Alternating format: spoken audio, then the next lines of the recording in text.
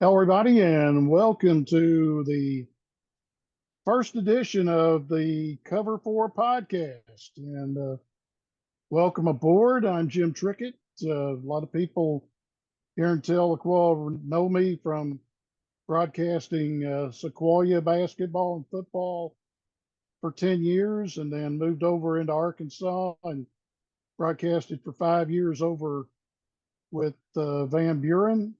Also done Tahlequah a little bit, and done Northeastern as well, and former sports editor of the Tahlequah Daily Press. And the guy who is with me today, well, he's the brains of the operation. He is the president, CEO of RDG Communications, the member of the drumline of the Pride of Oklahoma band, and the guy with the crimson colored glasses, Randy Gibson. Hey, Randy, what's going on?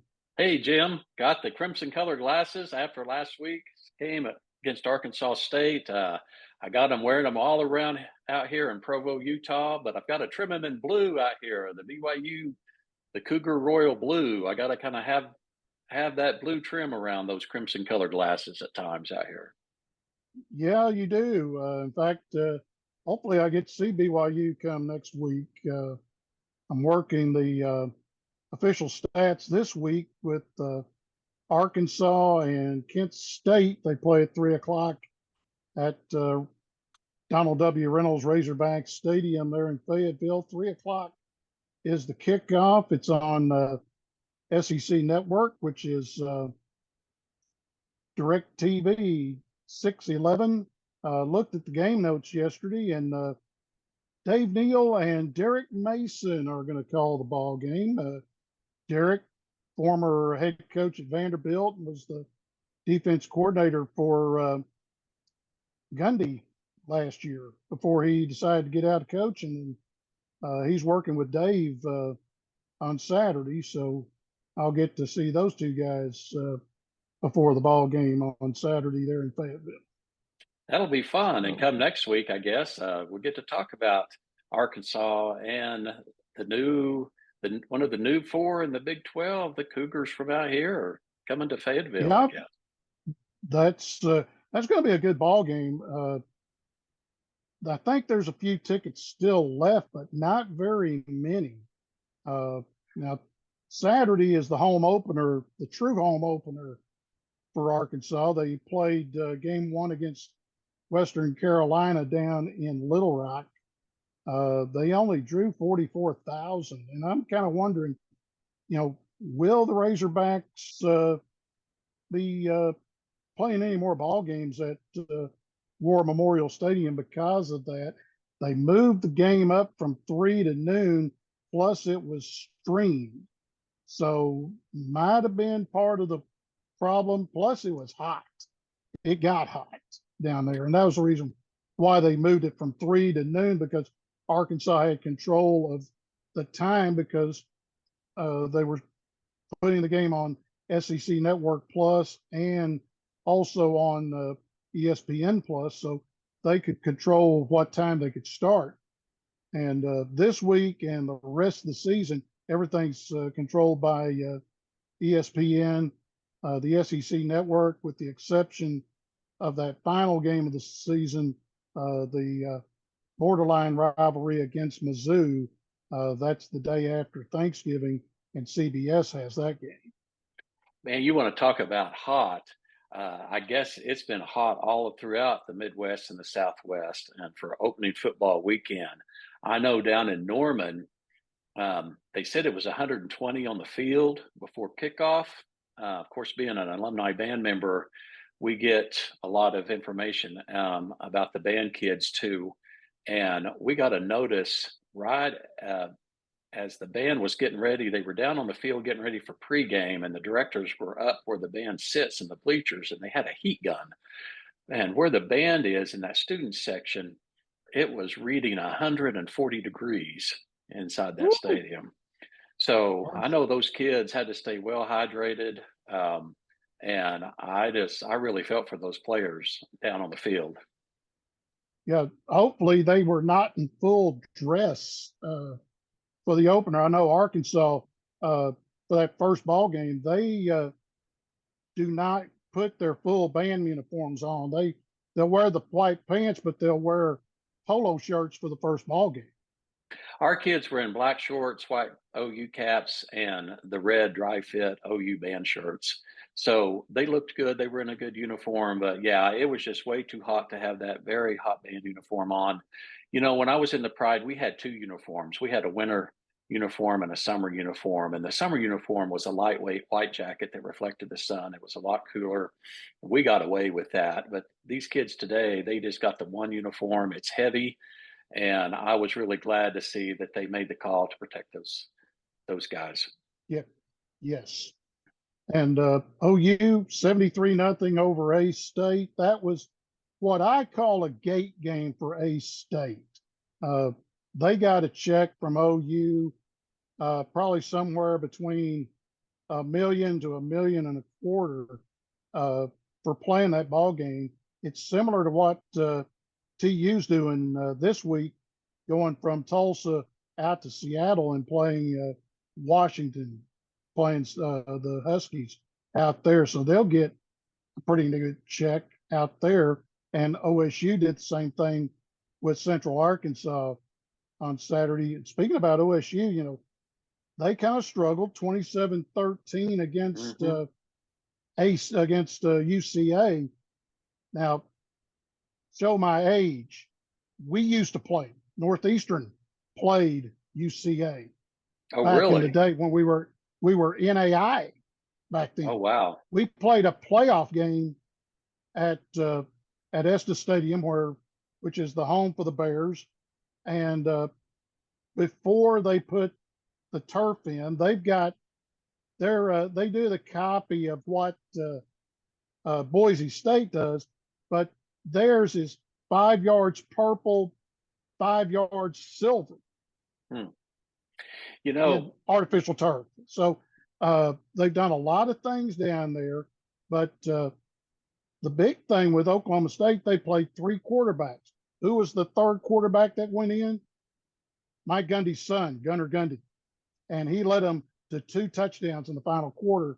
And they're going to have to decide here in the next 2-3 weeks before they hit conference. Say, okay, who's going to pull the trigger for them? It seemed like to me in that Oklahoma State game, Gunnar Gundy was actually the better of the three quarterbacks in his overall play. And like you said, he led him to Yes. the 2 touchdowns. And it makes me wonder, I know Coach Gundy is going to be kind of in a little bit, does he play Gunnar, his son? And is he going to get some pushback because he's playing his son? But if Gunnar is the best player, then by all means, I say play the kid. Yeah, me too. Plus, he's got to answer, like Mike has said before, he does have to answer to his mom. That's right. That's right. Yeah, I So, was kind of concerned about OSU there for a while, actually. I was surprised when I saw the early score, and then I saw that they kind of come back and pulled it together. There was a lot of close games and some pretty big upsets in the Big 12 this past weekend. let's do this first. Talk about a big upset was at McLean Stadium with Baylor losing to what used to be called Southwest Texas, now called Texas State. And Texas State, they've had the third biggest turnover of players. That's number one. Number two, who's the coach down there? A guy you might have heard of, wearing the blue and gold of the University of Tulsa, a former quarterback. G.J. Kinney is now the head coach of the Bobcats. They walk into McLean Stadium and beat them 27-13. I believe was the final down there. And Aranda has got to be on the hot seat after game one. Yeah, I was really shocked at that game. I couldn't believe that that Baylor, they just didn't seem like they were prepared at all. And I think they've got a pretty big game coming up this weekend, don't they? I believe so. Let me Aren't they taking on the turn the. Utes of Utah? I believe so, but I'm going to take a look here on my fire my computer up, and which I'm doing this through my phone, which is fine. Excuse the phone going off in the Yeah, background there, but yeah, I'm looking at it uh, here. They're taking on the number 12 uh, Utah Utes, who are 1-0. yeah, and a future member of the Big 12. That's right. So And Utah's a 7.5 point favorite, and I'm surprised they're only a 7.5 point favorite, quite honestly. yeah, yeah, really. Uh, the other thing is we're talking about transfer, the transfer portal. What about another new member of the Big 12? And I got a friend of mine who lives down in Warner, uh, Chuck Smith, and his son has a podcast called the Cover Two Podcast, which it's OU in Texas because his buddy is a Texas fan. I know you'll say my condolences to that. Yeah, I'm sorry. I hate that for him to have to wear those colors. Yeah, right. But uh, what about Coach Prime? 86 new players off of that 1-11 ball club they had there last year. And they go to TCU and beat the Horned Frogs 45-42. Secure, which is Prime's son, 5'10", 4 touchdowns, no interceptions, and has a quarterback passer rating of 200. I thought that was a phenomenal game. I was pulling for Colorado, honestly, through the whole That game. was, I was hoping Coach Prime would pull out and that I've first one of lost him here his. for a second, but that really, that was a big surprise. It was a huge surprise. It got you back here. I was pulling for Okay. Coach Prime. I was glad to see it. Um, that Colorado team, Dion he's a good motivator. I've heard a lot of people Yes, say he's not really he's probably not going to be that good of a head coach, but he surrounded himself with phenomenal specialty teams coaches and position coaches, and he's going to turn that Colorado group of what had become a ragtag group up there in Boulder. He's going to turn them into something because he's got them believing. And when I thought right. about that game, if you remember back to the original Rocky, whenever Rocky was there and he was fighting Apollo, and he was just beating Mm-hmm. away out of Apollo. And Apollo goes to his corner, and Apollo's manager says, "This guy doesn't realize it's a show. He thinks it's a darn fight." Well, that's kind of what I saw out of the Colorado Buffalo Saturday against Mm-hmm. TCU. Those kids didn't realize they were just supposed to go down there and collect a check. They were in there for a ball game and to win it.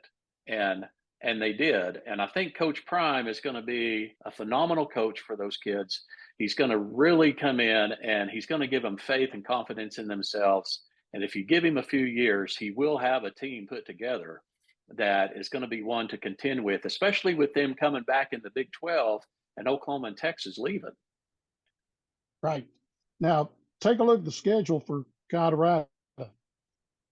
Home opener Saturday, and it's a rivalry. It's an old rivalry Yep. game Oh, right. Oh, against Big A Nebraska. rivalry. Nebraska Yes. Cornhuskers coming to town. Absolutely. Who got upset themselves the first Yeah. week? And that's, and Matt Rule, he's in the same boat as Prime.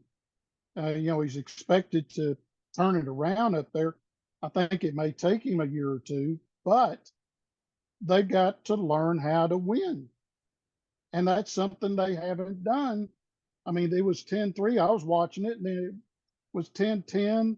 They shot themselves in the foot, intercepted the ball with about 2-3 minutes left, and then uh, Minnesota milked it and kicked a field goal at the end, beat them 13-10. Yeah, we were talking about that game. It was like Nebraska literally snatched defeat from the jaws of victory out of that game. Yes, exactly. They did. They really did. Uh, you take a look at their schedule. Nebraska, then they're home again, and they've got the in-state rivalry with Colorado State from just up the road in Fort Collins.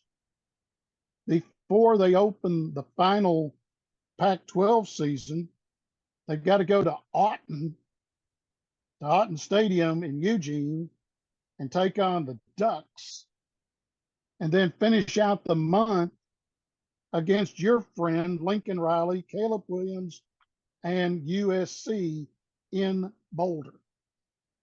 And I'll tell you, if things keep going the way they have been, that's going to be a darn good game. I see it to be a really good ball game. Now, question is, if your brother was still around, and I'm talking Gary, Mm-hmm. uh, what would he put the over and under on Colorado and USC? I don't know. I'm not sure what he would do. 80, Probably. 80, and that may not be enough. It may not be. I see a lot of points being scored in that game. And with it being in Boulder, Lincoln Riley, I mean, there's no doubt Caleb Williams is phenomenal. Um, Yes.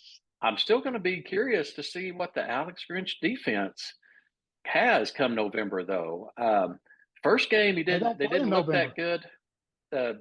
Last week, he held the opposing team to 14, much better play, but they've got that. I don't know what it is. I've heard many people talk. They blame Grinch. Grinch obviously he knows what he's doing. I mean, he's a good coach, but somehow those players, and the same thing happened at Oklahoma. They They had didn't buy phenomenal into it. offenses. Yeah, they had phenomenal offense. The defensive players just did not perform. There and the athletes were there. They had phenomenal um, Nick Benito and Curtis Lofton and those guys. They were good athletes, but they did not buy into that Alex Grinch defense. Right. And could it be the same thing that happened at Ohio State? Reason why he left from there is that they didn't buy him. They just didn't buy into it. Yeah, and I mean, we all know it's there. We all know the problem. Last year during the Pac-12 game, we were watching it, and of course, my father-in-law, being a former running back for the Utes, we were pulling for the Utes during that game, and and I just kept saying, as far as covering the offense, all you had to do. That's one of the secrets that Georgia figured out against us back when Baker was playing and we were in the college football playoff. You against the Lincoln Riley offense, you rush three, drop eight, box in the tight end. And Right. Georgia figured that out in the second half. And whenever we did that, it didn't matter. Oklahoma couldn't do anything after that. And what Yep. I watched was that's exactly what the Utes did to USC last year in the Pac-12 championship game. Yep. The as far as that game, they play that at the end of this month. I mean, they play USC right after they play Oregon. It's going to be interesting. So, It's going to be two tough yeah. games in a row for them. Yes. I really don't. They, I don't look for Colorado to beat Oregon, especially up there in Oregon. I think the game in Boulder is going to be a lot closer than anybody's going to think originally, especially those in Southern exactly. California. Yes, very much so. Let's turn our attention to the SEC, as that's what cover 4 is, as far as the Big 12, the Southeastern Conference, Northeastern, and the high schools around here. SEC, Arkansas wins easy. So does Alabama. And a couple of things with Alabama. Number one, they finally got their uh, broadcaster back in the booth.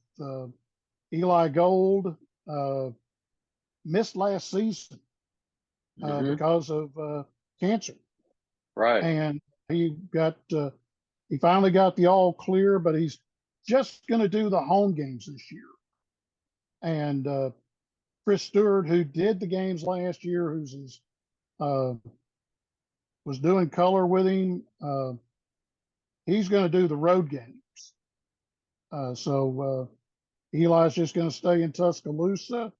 Tyler Watts is doing the color this year for Alabama, and they have an Oklahoma kid playing for Hmm. Alabama They do. who slipped through the cracks, Yep. and he flat out said they out hustled OU when they recruited him, and Yep. that is uh, Cole Adams. Yep. That's Mike Adams' son. Mike used to be the athletic director here at Tahlequah. He's now in the insurance business in Owasso. Played for Owasso. Cole did. Mike played here at Northeastern. Played corner for Tom Eckert. Uh, Cole is number 3 on the depth chart at slot receiver as a true freshman, and he's second team in punt return. And this is after only getting to play one half of football last year because he busted his shoulder up in the game against Bixby in the opening game of the season. So he's traveling with them. He'll go to Central Florida in a couple of weeks. Talked to Mike last night, and Mike went down there, and I told him, I said, the one thing Cole has to watch out for is I don't want him getting caught by a crimsonette. Yeah, you got to watch out for those gals, don't you? For sure. Uh, yeah, yeah, they are they're sharp, believe me. Yeah, they are. They are. Uh, It's going to be fun being at a then conference with them. yeah, yeah, well, let's talk about that. Look at the SEC next year for OU. Only 3 home games with the Sooners because you're the designated home team against Texas. Right. And you've got to play Nick, you got to play Heupel, and you got to play Beamer at home. Yep. Now, the other question for you is how's the travel budget going to be? You You know, go to LSU, you got to go to the Plains. The heck with going to Columbia to see Mizzou. You've been to Mizzou, been to but Mizzou. I think they're going to travel mm-hmm, well to Mizzou. That's the old Big Eight rival again, coming back. right, Always had a big following to go up to Mizzou. I don't think there's going to be any problem there. The problem's going to be whenever you got to go in more of the states, down to Mississippi and into Florida and Alabama and those areas and into Georgia. We've traditionally had a big following down in Florida. Um, it seemed like they always traveled well anytime we'd have to play the Hurricanes or the Seminoles. mm-hmm, Never played the Gators. I don't think at the Swamp no, that I can no, you recall. never have. But I here's think here's the thing. Excuse me, but uh, here's the other game that I did not get to mention is going to Tailgate Central, better known as the yes, Grove, yeah, to Oxford. yeah, yeah. I'm honestly, I don't know if I'll get to go. Uh, I would like to someday. Heard so many fun things about down there in Oxford and that whole tailgate scenario. I hear is just phenomenal. I mean, we think Yes. we've got it good for Oklahoma, and we've already had to expand it out to try to begin to get ready for next year already. Mm-hmm. Um, and in fact, from what I hear, the last game they opened back up Lindsay Street for tailgating again, where the dorms were. They've started tearing down the older dorms, but kind of in that area, in that grassy area along Lindsay across from the stadium, and they've extended that Walk of Champions in Norman. But they've had that closed for a few years now, I think since 2017. And there was only one family in there in that whole area. The regular tailgate side over by the Heisman Park, that was all packed. But down that grassy knoll right there in front of the stadium, it was still empty. There was one family down in there. They got down there early thinking it was going to be full, and it wasn't.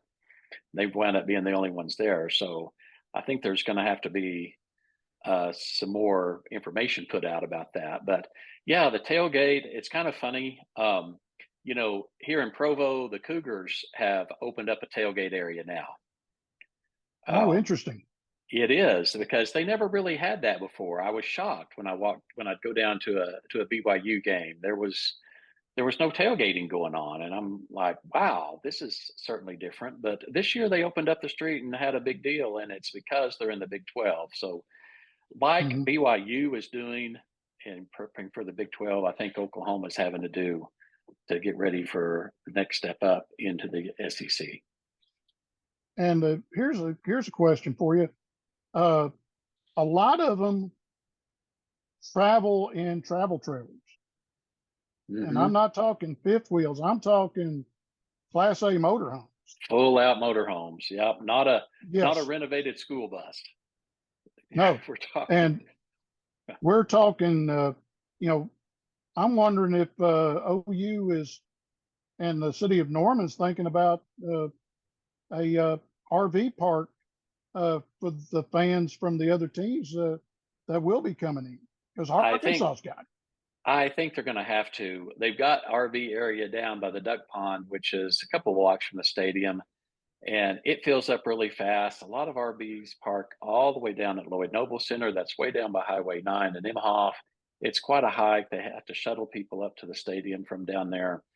Mhm. I think they're going to have to redo some of the RV tailgating parking area in order to compete with the other SEC schools because they've just got so many of those SEC schools that travel so well with their teams. And like you said, Yes. they come full out, and it's going to be it's going to take some definitely rearranging between the university and the city of Norman to make sure that there's room for everyone. Yes. Now, here's a good question. OU Texas, they're gonna have to, you know what the problem is, and I do too, is the tunnel Yep. at the Cotton Bowl. When is the contract up at the Cotton Bowl? I don't know exactly. It seems like every couple of years I hear the contract's up and then it gets extended for a couple of years. And I'll have to double check. I'll have an answer for us next week, but there's going to have to be some. It's not just the tunnel. That's a huge problem. The Cotton Bowl itself, I love playing in it. I love playing in the middle of the Texas State Fair. It's phenomenal, but they've got a situation now, quite honestly, to where you always have to have an 11 o'clock game because in that part of Safety. Dallas, it's just too dangerous for the fans to Hmm. get out of that area. And I hate it. I lived down there for many years. I loved it. I loved the 70s, 80s, 90s going to the games down there. It was phenomenal being a band member and getting to walk down that tunnel. That tunnel is an experience. And I was really grateful that I got to walk down it 5 times on game day. But it's it's not safe. We'll just put it that way. It is just Right. not safe. Here's the question. Do you move it to Jerry's place, which would be the logical place, and you would have the opportunity of uh, standing room only, having 100,000 in there, have one end for the Texas walk, standing room only, the other end for OU, or do you go home and home and it gives Joe ammunition to expand the east side and make Owen Field 100,000. I don't really see at this in the near future. I don't see Oklahoma, Texas going home and home. There's the cities of Austin and Norman have both pushed for that for decades, of course. Okay. Um, but it's always had a lot of pushback from the alumni. They just like going down to Dallas for that game. But if you move it to Jerry's World, I don't think you're going to have the same effect that you have at the Cotton Bowl in the middle of the fair. I think that's what makes it so unique is it really Mhm. is 50-50. It's in the middle of the fair. You've got, just this craziness going on. But whenever you saw a few years ago, whenever Oklahoma and Texas had a rematch in Jerry's World, it wasn't OU Texas. It Mhm. was the Big 12 championship game, and it was treated as such. It was not treated as OU Texas. And I almost get the feeling from that experience that that's what OU Texas would become if we moved it down there to Jerry's World. Even though money wise, it's a no brainer as far as Yeah. money for the schools, no brainer. Um, I think as far as fans and the ease of getting in and out, no brainer. The safety, definitely no brainer. But And it's you would that, get, it's yeah, the, I know it's the it's tradition. it's that atmosphere of the Texas State Fair. That's OU Texas, and I think that's going to be a big hurdle for both Oklahoma and Texas to overcome. And believe me, Joe and Chris Del Conte, who's the AD down there at Texas, they're probably talking about it. I'm sure they are. I'm Uh, I'm positive they've got to come up with something. I don't know if the city of Dallas is going to have to. They're going to have to put some major upgrades in that Cotton Bowl stadium in in order to keep that game there. And we're talking, well, I'm not and I, talking in the next 2 years, but probably in the next 10 for sure. They're going to have yeah, to look at doing something. and like I say, Joe with the going into the SEC, he goes into like at least four stadiums that are 100,000 plus. Could OU expand the East Side and go to 100,000? I think they could. They're supposed to expand. The original plan was to expand the west side and redo that press box area anyway, which you and I have both been in that press box. We know it needs Oh major yeah, upgrades. It's, yes, I mean, I really hate to say it with these crimson colored glasses on, but man, I'll tell you, OSU Stadium and the press box in Stillwater puts OU to shame. And yeah. other ones I've been in around the country put so used to shame. And they really need to upgrade that press box. And I think if they did that, they could expand those suites and other seating up there as well. Hmm. Arkansas is going to have to look at it here, but the problem for Arkansas is that the press box, the third deck is on top of the press box. So Hmm. I don't know. I talked with uh, Brett Dolan, who works for the university, and he used to broadcast for the Astros. And he does similar with Compass with another company, and they're calling the ball game in the end zone.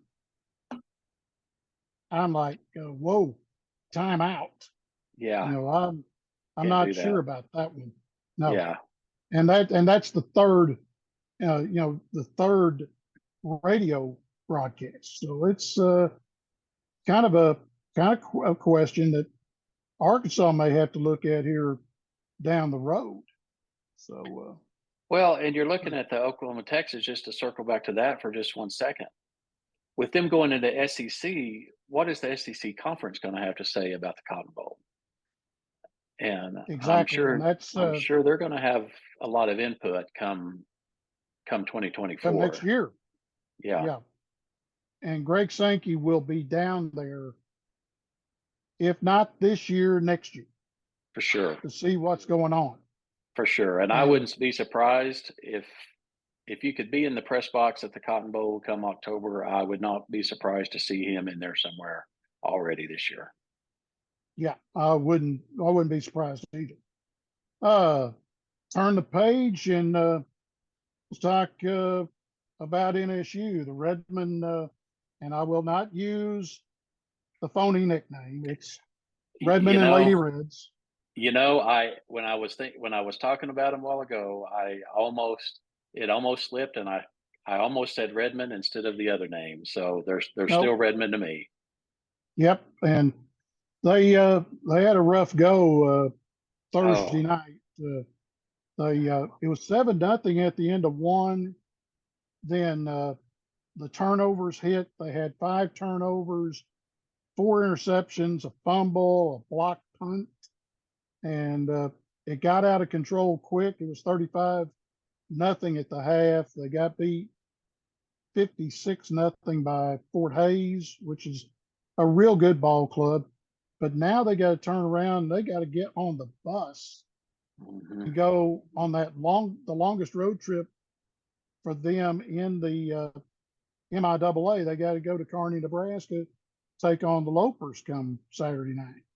Yeah, and Kearney. Yeah, I'm not familiar uh, with with the Lopers, but from what I'm hearing, it should shape up to be another tough one for Coach Eckert. Yeah, it's going to be tough. It's always tough. And like Kenny Evans, who was the former coach here and classmate of mine at Warner, uh, we wound up going into the SEC, a Division II, and they were told not to get in this conference. They were told to get into the Great American. True, it was a new conference back then. And that was the reason why they didn't go. And we should have went over there, mainly because we would have been playing Oklahoma schools that we used to play, the Northwesterns, Southwestern, Southeastern, East Central, and either would have been Southern Naz or Oklahoma Baptist. But then in Arkansas, you played Arkansas Tech, Southern Arkansas, uh, Arkansas Monticello, Harding, uh, Henderson, and Washita. It would have been a whole lot easier travel wise. Number one, we probably would have, if we could have won the league, we would have wound up in a playoff game and would have gotten our heads caved in by somebody Yeah, because it's a whole different breed of cat when you get to the playoffs. And but it's a tough road. But you have to look at it too. JJ only had, I think he had like less than 10 seniors last year. He's got 44 upperclassmen this year. So uh, they're they've got a chance to maybe turn the corner a little bit, maybe win more than just a couple of ball games. Uh, they had, I think, they had 3 games last year where they got beat by less than a touchdown. But if they could win 1 or 2 of those this year, maybe we turn the corner a little.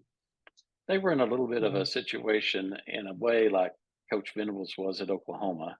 They had several games they should have won, just couldn't finish the mhm. game. Um, but I'm kind of looking at last year's score um, against the Lopers. It didn't turn out too well either for them, though. I'm just No, looking at, they were pretty good last year. yeah, the Lopers were good. I'm sitting here looking at some stats. You know, NSU was 2 of 14 on third downs last year, wound up with a Hmm. total of 15 first downs for the game, 48 rushing yards. So hopefully JJ's upperclassmen can kind of do a little bit better job this year. Yeah, and you know this as well as I do. You improved from game 1 to game 2. Yeah, you do. You do. Uh, then they're back home next week. They've got Emporia State coming down from Emporia, Kansas. Uh, Legacy game. They're going to honor two or three of the former ball clubs, uh, the guys that are left of the '58 championship team. There's a couple of other teams they're going to honor at halftime. So it'll be good. Then got to go on the road again. Then they come back home on the 30th. That's homecoming. And guess who's coming? Pitt State. The Oh, Gorillas are our homecoming opponent. wow. So Wow. that's not easy. Not I easy. thought Oh, I they thought got the to go to. homecoming game I thought the homecoming game was supposed to be one of the easier games on the schedule for everybody every year. It can't be. It can't be in this league. Wow. They got to go to Missouri Southern on the 23rd. So a short drive to Joplin, and then get to see the Gorillas on the 30th. So it's going to be quite interesting to see how we do and get ready Historically, for that's been a good matchup historically. yeah, Pitt yeah. State coming in. And the other page that we have with cover 4 is the high schools, and High school. Got some biggies coming up this week. yeah, the orange and white, which should be black and gold, because Well, that's the old colors of Tahlequah, black and gold. black and Back gold. in the day, back when Mike Dobbins played for them, and then uh, Doyle Green changed the colors and didn't tell nobody. That's what happened. But the Tigers lost a tough one at Collins Stadium Yeah, they did. Friday night against Sapulpa, and they will be home and go from frying pan into the fire. They face 4A state champions, the Wagner Bulldogs and Dale Condit. They come Oh to man. town on Friday night. Uh, Doc Wadley Gable Field will be full, and not Talking only about with yeah, and talking about that, Tahlequah I people. just kind of give me a second to talk about the new procedures in place with the stuff that was happening the Yeah, first go right week. ahead. Yeah, great. I got to hand it. Hats off to Tahlequah Public Schools administration and to Tahlequah Police Chief Nate King and the school resource officers. They jumped right into action before the Sapulpa game, before the Tigers went to Sapulpa, and had new procedures for Tahlequah games in place and ready to go. Want to make sure anybody listening to us know clear bag policy. Uh, if you're a student, you got to bring your ID. Do not forget that ID. Um, and there's a lot of safety procedures in place. Heard some complaints from some of the folks back home, but unfortunately, we just got to realize that's the world we live in. And you go to any Mm-hmm. major concert, sporting event, Oklahoma, Oklahoma State, Dallas Cowboys, Kansas City, it doesn't matter. You go to Disney World, Six Flags, wherever you're going to walk through a security area. You're going to walk through a metal detector. You got to have clear bags, backpacks, and that's just the world we live in. And hats off to the Superintendent Jones, Tanya Jones, and Police Chief King, and all of the safety and security crew and the school resource officers. I think they made the right call. And also, hats off to the athletic director of Tahlequah High School for doing that as well. And a friend of mine, I've known him since he was a little kid, Matt Cloud, Matt Cloud, yep. and knew his dad when I was writing for the Broken Arrow Ledger, which is now defunct. I covered Union, and Gil was the athletic director of the Union Redskins. So I've known him for quite a while, and Matt was just a little bitty trick back then, and now he's the athletic director here at Tahlequah. Does a great job, and he's got his little girl, Kylie. She's a softball pitcher. She's out at Briggs, and also plays on a travel team, Hmm. and she's pretty salty. And I'd like to, if I get a softball series or a game over at Arkansas, I'd like to and see who I've got working with me.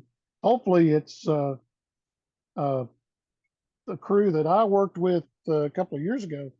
Uh, Amanda Scarborough and Michelle Smith, who was a Olympian, uh, and Amanda pitched for Texas A&M. And hopefully, have them talk to Kylie a little bit uh, before a ball game or even after a game. Yeah, I think that would be fun. That'd be great. But Tahlequah, the good thing about it this year is last year in 6A2. So Good. goodbye, Goodbye, Sand Wagner. Springs. And, no, Wagner's still 4A. Oh, But are they the really? district, I yeah, can't keep they're up with still them 4A. anymore.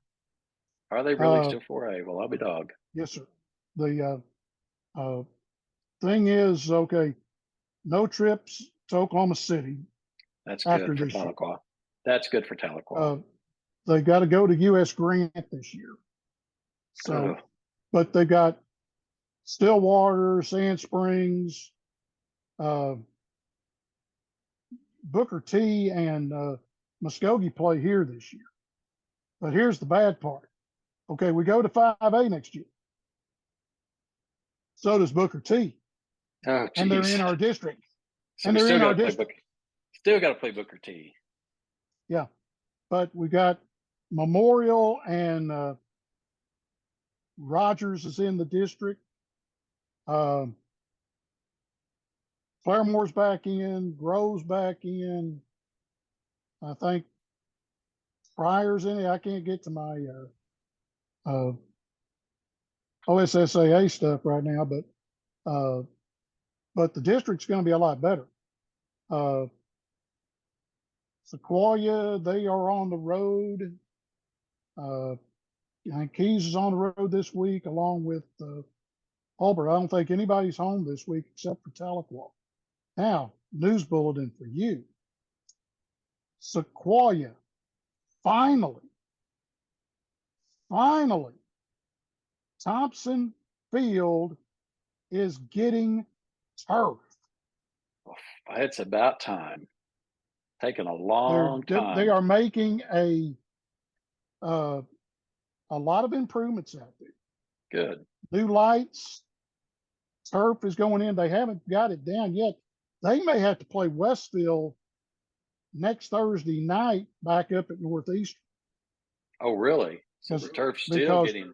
It's not ready. It's not ready. I was out there last week, and they were still putting the chat down, but I haven't been out there. I may go out there after we get done here just to kind of see where they're at, and I can give a progress report. But I would say next week's game against the Jackets will be probably played Doc Wadley again. They played Muldrow last week at Doc Wadley. Interesting. Did they have a big following come up there to watch them? I didn't get to go up there Friday night to see how they did. I was too tired to go up that direction, but I would figure they had a pretty good crowd.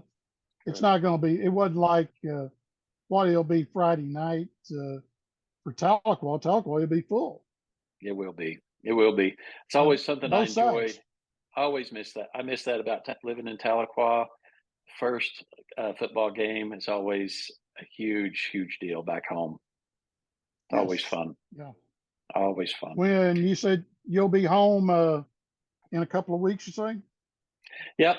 Yep. Coming in a couple of weeks. Got some things to do in town, and then get the privilege of going to Norman and working radio for Compass Media for the Oklahoma-Iowa State game. Okay, good.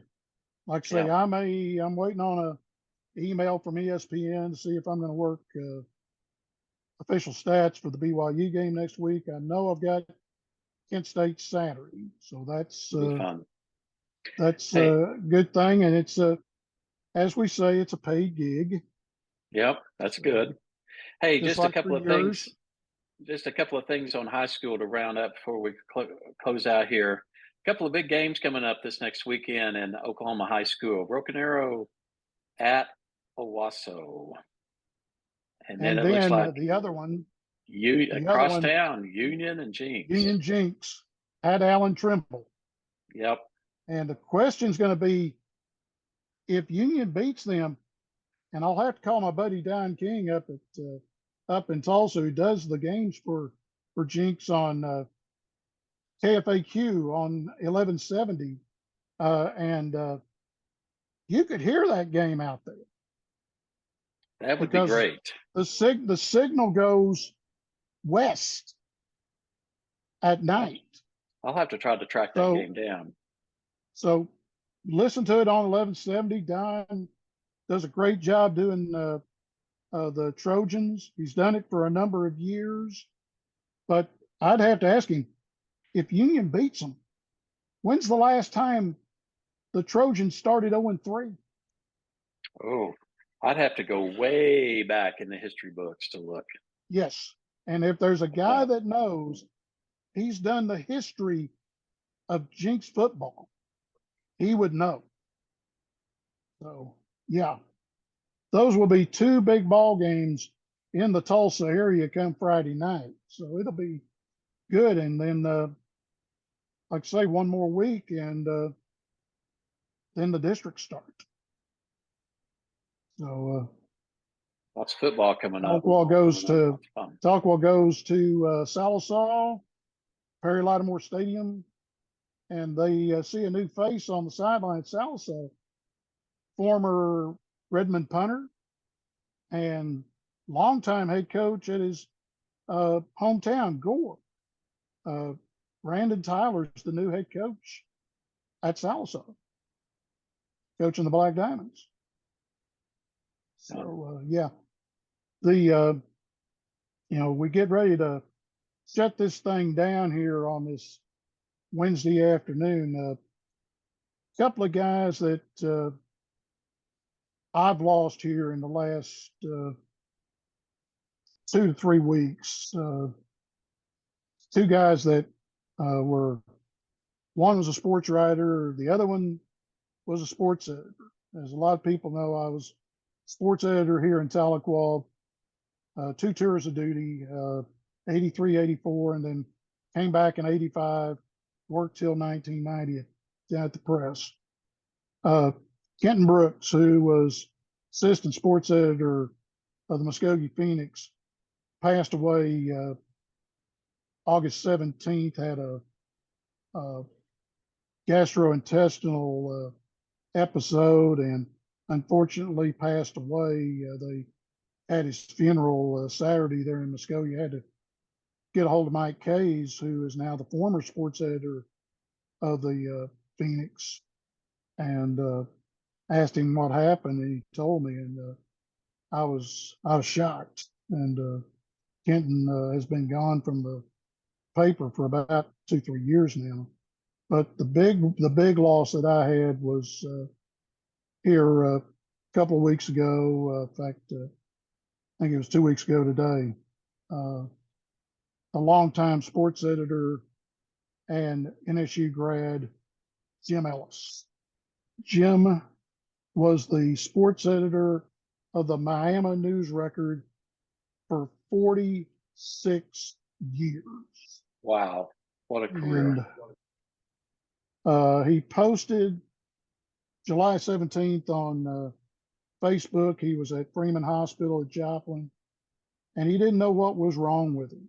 And they stuck him in ICU, and unfortunately, Jim never got out.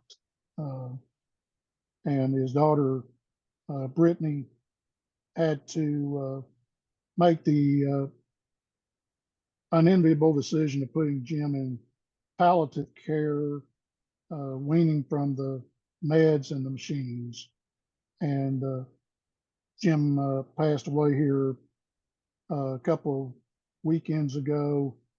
They're going to have Jim's memorial service at the Miami Civic Center at 1 o'clock on the 16th. That's a Saturday. Uh, Anybody and everybody who knew Jim, uh, they request that you wear the War Dog blue and his white shoes. Jim Ellis was known to everybody up there as Jimmy White Shoes, and I never knew that. Wow. I called him when I called him. I would call for Dr. James Ellis, Esquire, and he was, and it was uh, kind of in Jim's voice. It would be either, "Hey, what's up?" or "Hi, guy, what's up?" And I said, "You tell me." And it was Jim right after Dad passed away 5 years ago.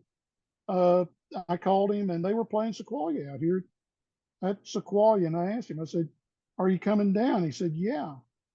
And I said, "Bring your camera." He said, "Yeah." I said, "I'm going to be like Bugs Bunny and make you a preposition." He says, "Okay, what's up?" I said, "How about you cover the ball game and I shoot pictures for you?"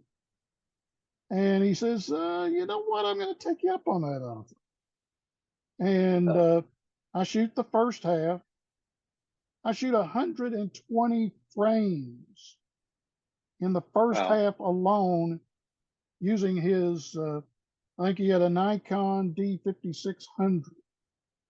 And we sit on those small bleachers like you know about on the south side. And we look at it, and I asked him, I said, "Hey, you need me to shoot second half?" He looked at the pictures. He says, "Jim, I've got enough here for all week." And That's fantastic. used three pictures the next morning on online and in the paper that I'd shot. And it scratched an itch. And then Dad's stepsister, Linda Coffey, who unfortunately we lost 3 years ago, right at the start of COVID. And her husband, Greg, said, "Hey, I've got a camera, digital camera that I can give you." I said, "How much?" He said, "I'm giving it to you." I said, "What is it?" He said, "It's a Nikon D3100." And Not a bad camera. not a bad camera, but it was too slow for action shots. Yeah. So I saved my pennies and sold the thing to Mike Meggs and bought me a D3500. And that's what I use. If you see some pictures that I shoot, like on my Facebook page here last week, I hadn't seen the deer in a while. Hmm. Well, there was a doe that was there in the backyard, right at the edge of the woods, and she was looking right at me. And I had my 55 to 200. I put it to 200 and took several pictures of her. And I said, uh, "This is the only way I shoot a deer, with a Yeah. camera." Me And too. I've gotten a lot of comments about the picture I took. So it gives me an opportunity to go up and shoot some football and some basketball and kind of, like I say, scratch the itch a little bit and do a Heck little yeah. photography. Looking forward to coming out, getting back home, seeing some Tiger football over homecoming. My 40th class reunion. We're celebrating it. We're tailgating at the game. Class of 1983. So, Well, I class of '78 for me at Warner. We had that at the all school reunion. We had several. In fact, we had more there this year at the all school reunion than we've had in quite a while. So yeah, I know about those class reunions. So those are nice to have and get to see everybody. it is lots of fun. Looking forward. We're going to the game. A lot of them coming in from out of town. They're going to do stuff Saturday, but I've got a little 7-year-old boy that's got a new tree house he's wanting me to see. So I'll probably spend my Saturday in that Oh, tree house instead of Luca's got you tied around his little finger. absolutely. Absolutely. If it's sorry, classmates, I love you guys, but I that little guy's got me. He's my boss, and so if he wants me to sit in the treehouse and listen to the Sooner game, then that's what I'm going to do. Uh, By the way, would you try to get him to go to the BYU OU game in Provo and have him meet your buddy Cosmo? He is going to, we on future episode. Let's talk about Cosmo. He Let's Luca talk will, about that next week because BYU's playing Arkansas next week. Luca is going to be here for the OU BYU game, and we are desperately looking for tickets for. I got several Oklahoma band people coming out for the game. We're all looking for tickets to that game. You can't find an Oklahoma BYU ticket around Provo. As soon as they release that schedule, the season tickets at BYU sold out just within a matter I of can believe days. it. And Mm-hmm. people here, we'll talk about that coming up next week too. BYU and the Big 12, what it's like to live in Provo. Excitement around here is incredible, absolutely incredible. Okay. Very, very excited about having Oklahoma come to town in November. They're excited about going to Austin, and they're excited about getting to go play at Boone Pickens Stadium the week after they play Oklahoma.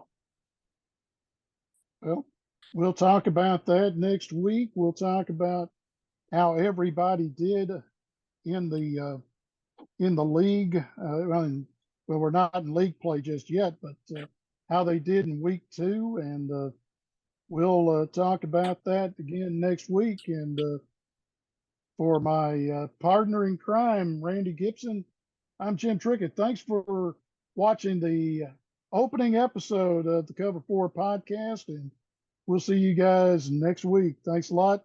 Talk to you all later. See you.